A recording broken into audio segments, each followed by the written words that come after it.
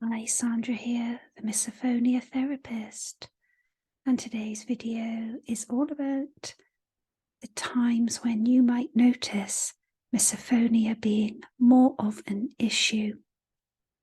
Now, of course, many people, they notice the trigger sound most of the time, but others might notice it more during times when they feel stressed or anxious about other things, when they're tired, when they're just focusing on something else in their lives that perhaps isn't working out quite as it should be. But in today's video, I'm just going to focus on one of those things, which is tiredness.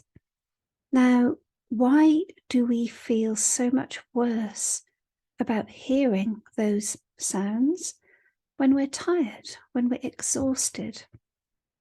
And part of the reason is, obviously, perhaps you just haven't had the sleep that you need.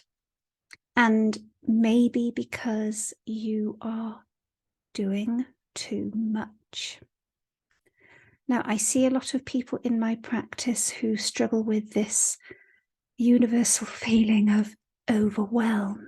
And you'll know what I'm talking about if you're busy, you have a job and you have to look after family members, a household, as well as other things, pets, older family members. So are you looking after your own needs, your own well-being?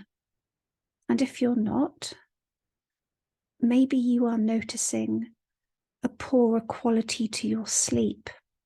Perhaps you aren't getting enough hours of sleep, or maybe when you do sleep, you're just not sleeping deeply enough.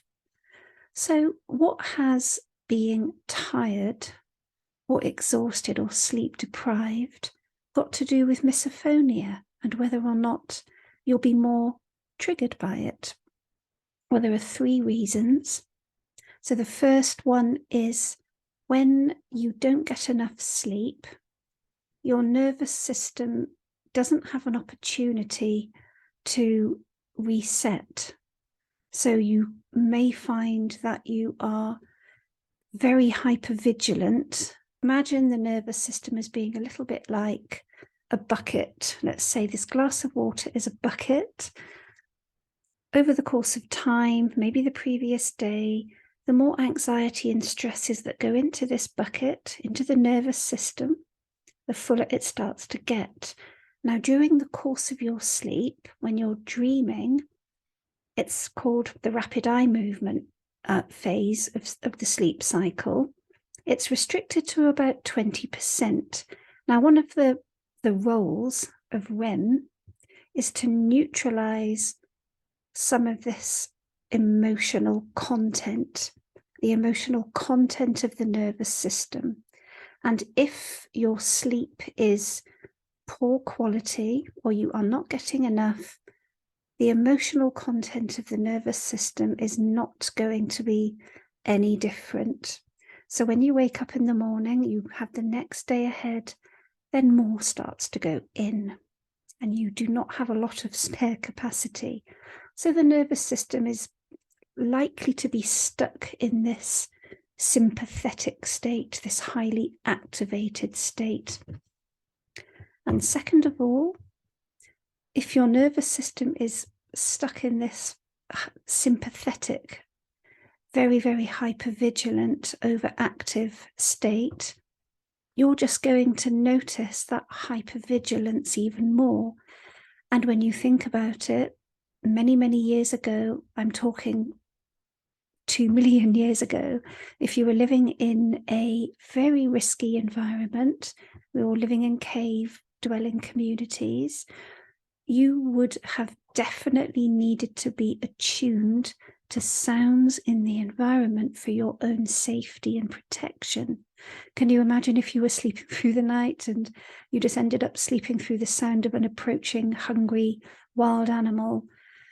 You see, that's why the nervous system really does need to be very vigilant in its attempts to keep you safe from harm. But of course, in modern days, it's kind of a little bit unnecessary for most people. And number 3, if you aren't getting the sleep that you need, you're likely to just feel that your emotions a lot more strongly the next day anyway. So you might notice that you have a lower tolerance for stress. You might notice that you're getting into silly arguments with people. You might just feel, I guess, at the end of your tether. So when you are in that kind of state, you are just going to notice anything that is potentially going to bother you. And unfortunately for misophonia sufferers, it is not going to be a particularly positive outcome. And you will undoubtedly notice those trigger sounds a lot more if you are not getting the sleep that you need, or if you have so much going on in your life that you don't prioritize your own well-being. And that does include making sure that you get enough sleep. And I know it is easier said than done. We certainly don't get the sleep that we require as we get a little older with more responsibilities. But I hope this video is helpful in terms of trying to shed some light on why lack of sleep, poor quality sleep, can adversely affect your experience of misophonia triggers. So I'll be back again with another question and answer session tomorrow. If you are following me on YouTube and you haven't subscribed yet, please do. And if you are on any other platform, please think about following me. And of course, if you would like me to help you personally, then do drop me a direct message. Thank you for watching. Bye for now.